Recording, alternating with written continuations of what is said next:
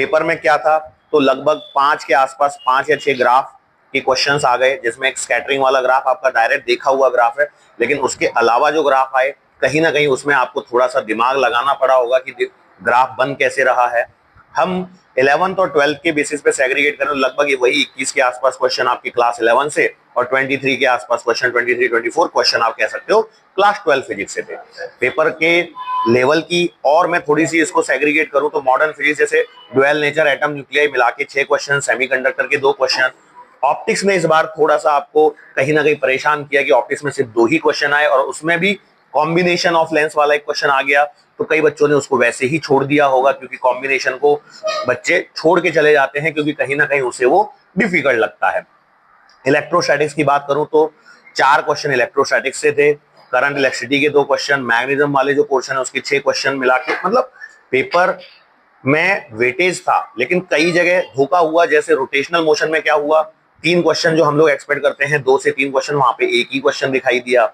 फिर सेमीकंडक्टर में 2 क्वेश्चन आए, लेकिन वो नॉर्मल लेवल के क्वेश्चन थे, वो कोई बहुत ज्यादा रॉकेट साइंस वाले क्वेश्चन नहीं थे। इलेक्ट्रोमैग्नेटिक वेव्स में मैच दी कॉलम का वैसा ही क्वेश्चन आया जैसा अभी आपने रिनीट से पहले के पेपर में किया था।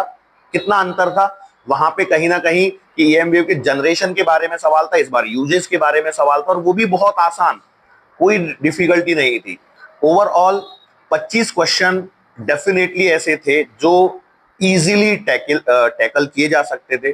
जो बच्चे 100-120 का टारगेट लेके फिजिक्स में चल रहे होते हैं उनके लिए अगेन वो 25 क्वेश्चन वहां पर थे जो उन्होंने बड़े ही आराम से डील किए होंगे।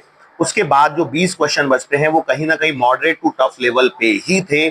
जिन्होंने 24 के हिसाब से प्रिपरेशन करी उनके लिए बहुत टफ, जिन्होंने 25 के हिसाब से तैयारी करी उनके लिए मॉडरेट टू टफर साइड में हम उन्हें डिस्टिंग्विश करेंगे, क्लासीफाई करेंगे। पेपर जैसा हमने बोला था बायोमेट्रिक्स में, हमने पहले भी बोला था पेपर टफ आएगा आएगा, और वैसा ही हुआ है। जो लोग प्रिपेयर्ड थे उनके लिए कोई सरप्राइज नहीं था, लेकिन जो प्रिपेयर्ड नहीं थे उनके लिए ये बहुत बड़ा सरप्राइज हो गया कि पेपर इतना डिफिकल्ट आ गया। होता है, जब जब इतिहास में रीनीट हुआ है, जब भी पेपर दोबारा होता है तब पेपर डिफिकल्ट ही आता है। और यदि हम यहाँ पर बात करें सेगमेंट वाइज, तो जनरली एग्जामिनर का पॉइंट ऑफ व्यू होता है कि वो फिजिक्स के पेपर को थोड़ा सा ज्यादा टफर साइड में वो रख देता है, और जैसे ही फिजिक्स टफ हो जाती है तो आपकी कट ऑफ कहीं ना कहीं डाउन होती है।